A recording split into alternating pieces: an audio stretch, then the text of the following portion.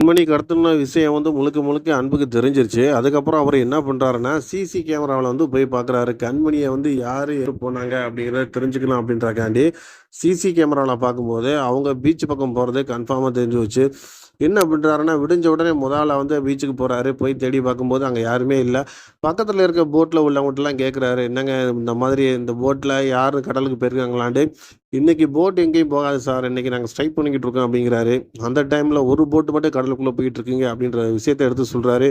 "அது தெரியலங்க. நாங்க சங்கத்துலேருந்து யாரும் போல. ஆனா பிரைவேட்டா யாராச்சும் போயிருக்கலாம்" அப்படின்ன உடனே, "எங்களுக்கு நீங்க கொஞ்சம் ஹெல்ப் பண்ணுங்க. இந்த மாதிரி ஒருத்தவங்கள காணோம்" அப்படின்னு சொல்லி என்ன பண்றாருன்னா, அந்த போட்ட ஒருத்தர்ட்ட வந்து வாடகைக்கு வாங்கிட்டு திரும்ப போட்ல மூவ் பண்ணி போயிட்டே இருக்காரு. ஆனா, இவங்க வர விஷயம் எல்லாமே தெரிஞ்சிருது. போட்ல வந்து கண்மணிய கடத்திட்டு போனவங்களுக்கு, அவங்க ஒரே வார்த்தையில வந்து தேடி வராப்புல அன்பு அப்படிங்கிறத வந்து, ஹோட்டல்ல வந்து இவங்களுக்கு போட்டியா ஏற்கனவே ஒருத்தர் சமையல் பண்ணிக்கிறவர்ட்ட வந்து கால் பண்ணி சொல்றாங்க.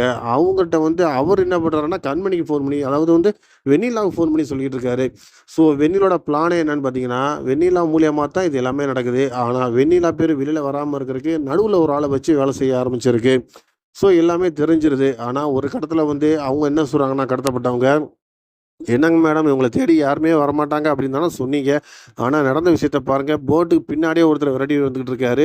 இதனால எங்களுக்கு எதுவும் பிரச்சனைனா நாங்க என்ன பண்ற முடியும்?" அப்படின்றாங்க. அப்போ வந்து என்ன சொல்றாங்கன்னா, "இது ஒண்ணும் பிரச்சனை ஆகாது. நீங்க அப்படியே அந்த விஷயத்த வந்து மறந்துருங்க. நீங்க எல்லாருமே வந்து அந்த போட்லருந்து தப்பிச்சு போறதுக்கு வழிய பாருங்க. அவளையும் தூக்கி கடலுக்குள்ள போட்டுருங்க. மத்தத பார்த்துக்கலாம்."